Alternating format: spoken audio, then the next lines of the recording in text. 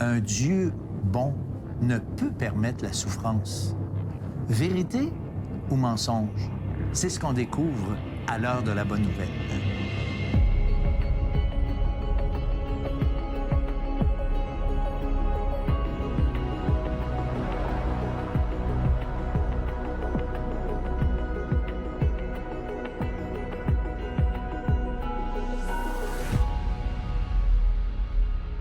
Bonjour, bienvenue à l'heure de la bonne nouvelle.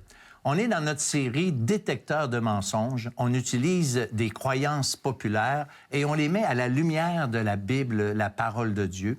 Et je suis avec Martin. Bonjour Martin. Salut François. Aujourd'hui, un Dieu bon ne peut pas permettre la souffrance. Vérité ou mensonge? C'est une conclusion qui est hyper logique. On enseigne dans la parole que Dieu est bon, que Dieu est amour, que Dieu nous aime. Il nous a tant aimés, il nous a donné son Fils unique.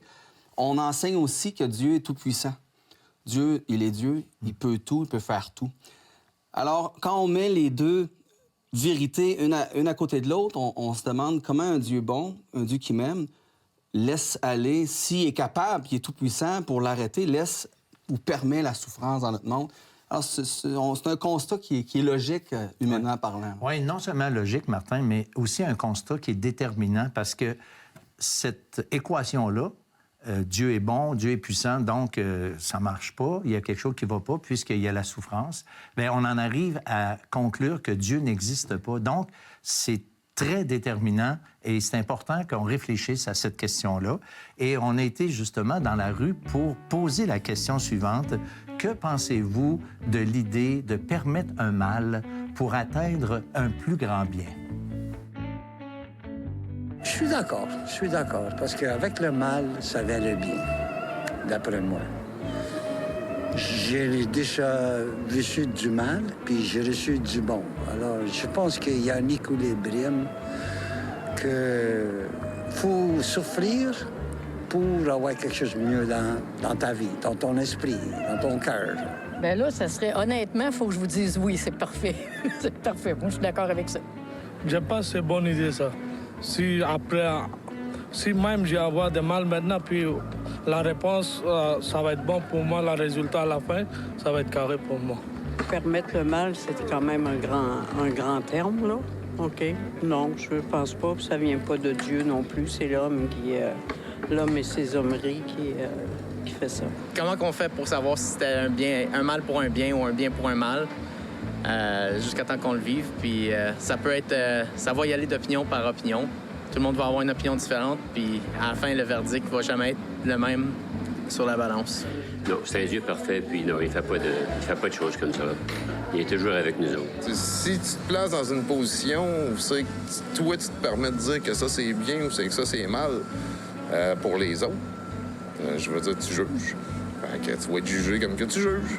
C'est pas plus compliqué que ça. Puis si tu m'en bats trop haute pour les autres aussi, bien, c'est bien marqué tout dans la Bible que tu vas être mesuré selon ce que tu mesures aussi. Fait que je veux dire, tu peux juger de tes actions à toi.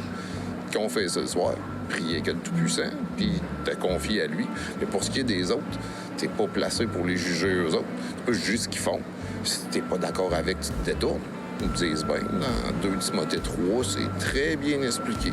Ils donnent même une liste de comportements de gens à éviter.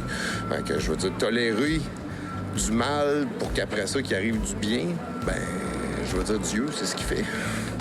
Puis c'est sa job à lui, c'est pas la mienne. Ben Martin, tu sais, le concept que les hommes peuvent permettre du mal pour atteindre un plus grand bien, mais il semble que Dieu, on lui accorde pas cette prérogative. Oui, mais on le comprend, on l'accepte, mais quand on parle de Dieu, c'est ça, c'est une autre histoire. Il y a 2 personnes qui ont dit « Ah non, tu sais, Dieu est bon, donc ça vient pas de Dieu », mais on ne dit pas non plus que Dieu est l'auteur du mal, Dieu est l'auteur du péché. Ce qu'on croit, ce que la Bible dit, c'est que Dieu permet, et c'est quand même important le mot, c'est un mot-clé, il permet les souffrances, il permet des choses dans notre vie pour justement qu'on tourne les regards vers lui. Je sais pas si tu connais le dicton, c'est quand on est sur le dos qu'on regarde en haut. Bien, c'est ça. Quand on souffre, quand on vit des moments difficiles, Dieu les permet. Il veut nous attirer à lui, qu'on puisse se questionner puis tourner nos regards vers lui. Oui, mais c'est ça. Plutôt que de se rebeller contre Dieu, plutôt que de conclure que Dieu n'existe pas, bien, pourquoi qu'on ne réfléchirait pas lorsqu'il y a la souffrance? Pourquoi qu'on ne se poserait pas des questions importantes par rapport à la vie, au sens de notre existence?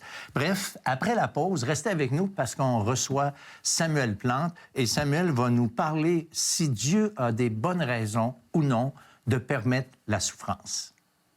Il faut admettre que la souffrance est souffrante. On n'est pas dans le divertissement, dans le superficiel. On touche à du bois quand on souffre. Dieu trace des lignes droites à partir des lignes croches de l'être humain. À travers tout le mal, la souffrance, Dieu vient renverser, vient transformer le mal qu'on peut subir, le mal qu'on peut même se faire subir à nous-mêmes, en bien. Vous avez des questions ou des commentaires sur ce que vous venez d'entendre? Contactez-nous par téléphone ou réagissez sur les médias sociaux.